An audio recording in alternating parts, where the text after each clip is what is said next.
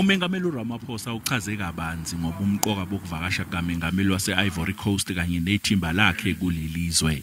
Your visit today is an opportunity to review progress on the implementation of the agreements and memoranda of understanding we signed in Côte d'Ivoire in December in 2021.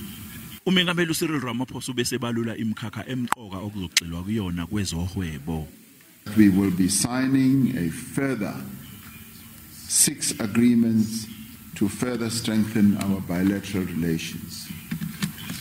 We will be signing memoranda of understanding in areas of transport, social development, social inclusion, forestry and wildlife, sports and economic cooperation.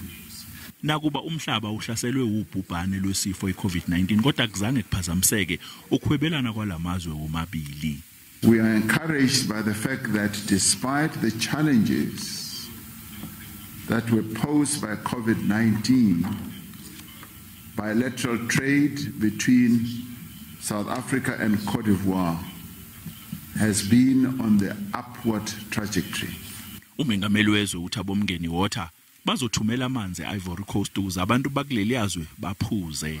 Umngeni Wattara has expressed an interest in one of the Ivorian National Development Plan projects to supply drinking water to the city of Abidjan. Umengameli wase Ivory Coast wedlulisa amazwi enduduzo kumengameli Ramaphosa ngokwedlula emhlabeni kukaJesse Duarte. Condolences to you and to the people of South Africa on the passing of Mrs. Jesse Duarte, who passed away on July 17 this year. Okunye okubalula umengameli wase Ivory Coast ukuthi kumele kutholakala amasu aphusile okudala uxolo ezwenikazi. Kwathi uma kuqala untulikazi kwaba nezindiza ezisuka kulelizwe ibheke enhlokodolobha eAbidjan zisuka eGoli nezibizwa ngeCôte d'Ivoire nokukholakala ukuthi ke zizowufukula umnotho walamazwe womabili. NginguCalvin Dludla wezindaba zeSABC.